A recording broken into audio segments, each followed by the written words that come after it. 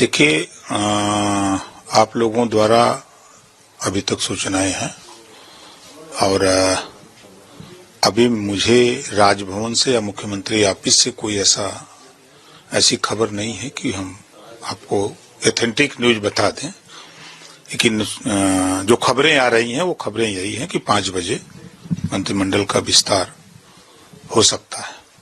किस तरह जो बैकवर्ड की लड़ाई है और पिछड़ों की लड़ाई है, आपको लगता है कि उसको और मजबूती मिलेगी अगर आप मंत्रिमंडल में पहुंचेंगे? देखिए, हमारे ही नहीं, चूंकि पूरे देश की राजनीति पिछड़ों पर हो रही है, दलितों पे हो रही है, पूरे देश की राजनीति। हर पार्टी कोशिश करे कि ये वोट मेरे पाले में आ जाए। तो आज के तारीख में लंबे समय तक कांग्रेस ने पिछड़े दलितों को धोखा दिया, मुसलमानों को धोखा दिया। वही हाल सपा बसपा ने किया। तो आज बड़े पैमाने पर पिछड़ा और दलित खासतौर से बीजेपी के साथ खड़ा हो गया है। और मुसलमान जो सिर्फ नफरत की बात सारी पार्टियां करती थी, आज एनडीए की सरकार जो दिल्ली में है, प्रदेश में है, तो उस सरकार द्वारा जो योजनाएं बनाई जा रही हैं वो योजनाओं का लाभ भी मुसलमान को मिल रहा है। किसी जाति धर्म को चीन करके कोई योजना नहीं बन रही है। इस नाते मुसलमान भी खुश है। कांग्रेस और सपा की सरकारों में दंगे होते थे, बीजेपी की सरकार में दंगे नहीं हो रहे हैं, कर्फ्यू नहीं लग रहे हैं, इससे भी मुसलमान खुश है। सर, लालू यादव ने एक परिवारवाद वाली बात कही थी, उसके बाद सभी भाजपा के नेता थे सपोर्ट में आ गए और ट्विटर पे भी उन्होंने मोदी का परिवार करके कैंपेन चला रखा है। किस तरह आप देखते हैं? ये अच्छी बात है। देखिए, देश के प्रधानमंत्री हैं माननीय नरेंद्र मोदी जी। 140 करोड़ जो आबादी है उनका परिवार है, उसकी रखवाली के लिए, उसकी सुरक्षा के लिए पूरी जिम्मेदारी प्रधानमंत्री की है। तो जो कह रहे हैं वो सही कर रहे हैं। सर, इलेक्टोरल बॉन्ड्स की बात हो रही थी, एसबी कोर्ट ने डिटेल्स मांगे थे, एसबीआई ने जून तक का टाइम मांगा, जिसके बाद राहुल गांधी ने बोला ये चंदे का धंधा है और कहीं न कहीं इसमें सरकार की भी संलिप्तता है।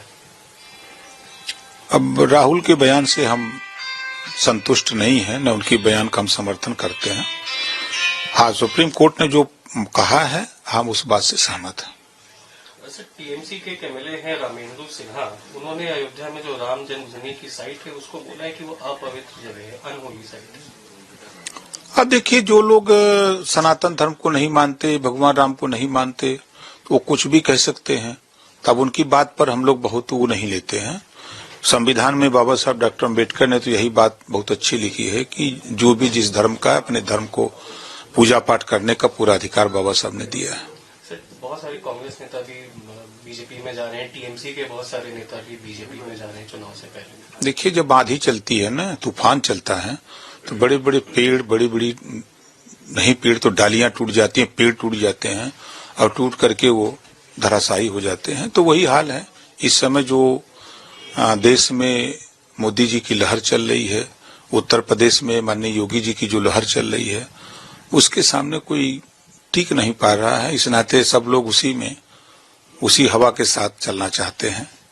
अखिलेश यादव ने कल तंज मारा था आपके ऊपर और बोला था कि वही आपका जो मंत्रिमंडल नहीं मिल रहा था, तो उसके ऊपर उन्होंने तंज मारा था कल अपनी प्रेस कॉन्फ्रेंस में। देखिए, कल तक तो ओम प्रकाश राजभर को कोई नोटिस में नहीं लेता था, सबसे बड़ी बात है। आज कम से कम जो बात हम पिछड़ों के अधिकार के लिए, चाहे सामाजिक न्याय समिति की रिपोर्ट लागू करने के सवाल पे 27% आरक्षण को बांट करके देने के लिए कभी अखिलेश जी उस पर तंज नहीं कसते। रोहिणी आयोग का गठन माननीय प्रधानमंत्री जी ने किया है, वो जल्दी लागू हो उसके लिए अखिलेश जी को तंज कसने की हिम्मत नहीं है।